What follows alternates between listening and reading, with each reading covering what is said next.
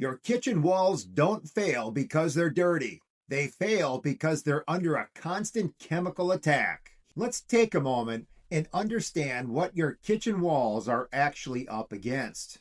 A lot of people think that kitchens simply need a durable paint, but that's only half the story. Kitchens are one of the only rooms in the house where you get heat from cooking, moisture from boiling water in dishwashers, aerosolized grease, and frequent cleanings. Now, once we understand that environment, it becomes more obvious why certain paints almost always fail. For instance, flat paint in a kitchen is going to be like spilling red wine on white carpet. Once it soaks in, you're not really cleaning it, you're just trying to manage the damage. The reason for this is simple. Flat paints have an open pore structure as well as a lower binder content. So when grease and food splatter hit the wall, it doesn't just stay on the surface, it penetrates into the film.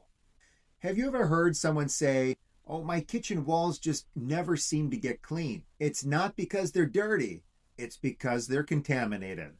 So if it's not just about dirt, the real question becomes, what actually makes a paint survive a kitchen? Here's where real science matters. When I'm personally choosing a kitchen paint, I'm not asking, is this durable? I'm asking three very scientific questions. How tight is the paint film? How does it handle repeated cleaning? Does it release stains or just resist them? You see, this is where paint chemistry and not marketing really starts to matter. As we look at the things that make up the paint, such as the binders and the pigments, I want you to think of paint like concrete. Pigments are the gravel and binders are the cement. Cheap paint has a lot of gravel, but not enough cement. Premium kitchen paints flip that ratio. What does this mean for you in your kitchen? More binders mean you're going to have a tighter molecular structure.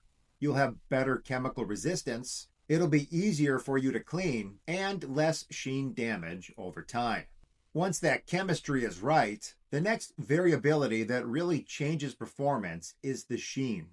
When we think about the sheen or the finish, it isn't just about how glossy it is or just about the shine. It's actually about surface tension. Higher sheen paints create a surface that grease can't get a grip on, but that's only if it has enough binders to be able to support that sheen. A cheap, shiny paint still fails because the film is weak. The resins break down. Cleaning damages the surface. And that's why sheen alone doesn't save you, but chemistry does. In a quality paint, a flat is going to absorb. An eggshell may struggle. A satin is going to be your best balance when it comes to cleanability and appearance. And although a semi-gloss could be very durable, it's often unnecessary for most projects. See, a lot of times this is where people usually try to compromise. And I can assure you, kitchens do not reward compromise. Think of it this way. Putting an eggshell sheen on your walls is like having all-season tires here in a Minnesota winter. They certainly can work, but upgrading to a quality set of snow tires will make a big difference. So with all of this in mind, here are the products that consistently perform well in real kitchens. We're going to say the best overall kitchen wall paint would go to Sherwin-Williams Duration Home in a satin sheen. Here's why we recommend this. It has a tough, flexible film that resists scrubbing damage. It has excellent stain release, meaning that grease is going to wipe off. It has a higher binder content, which means that it creates a tighter, more durable film. And it ages evenly with minimal burnishing. But not everyone wants a satin sheen on their kitchen walls. So let's talk about what the best paint would be when low sheen really matters. We're going to have to give this to Benjamin Moore Regal Select Eggshell. Why does this work?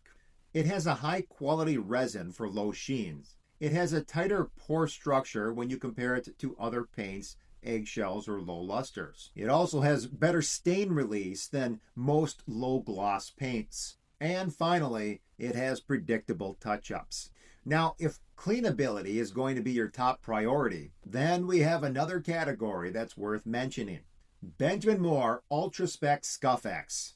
Here's why pros recommend it. It has a superior scuff-resistant formula. It's actually engineered for high-traffic walls. It's washable and scrub-friendly.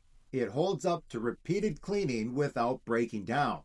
It also has a robust acrylic latex chemistry. That tighter film is going to resist stains and marks. And it has a variety of sheens, so you can dial in that finish without sacrificing performance.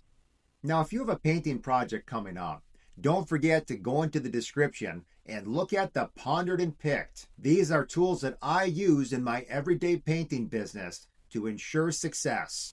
These links will take you right to Amazon, and you can buy them and use them for your own projects. Also, if you have another painting project coming up and would like to know, say, which paint is going to be the best for my bathroom, why not check out this video? In it, we break down the science.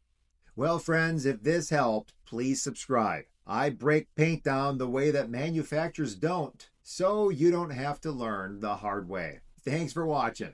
We'll see you next time.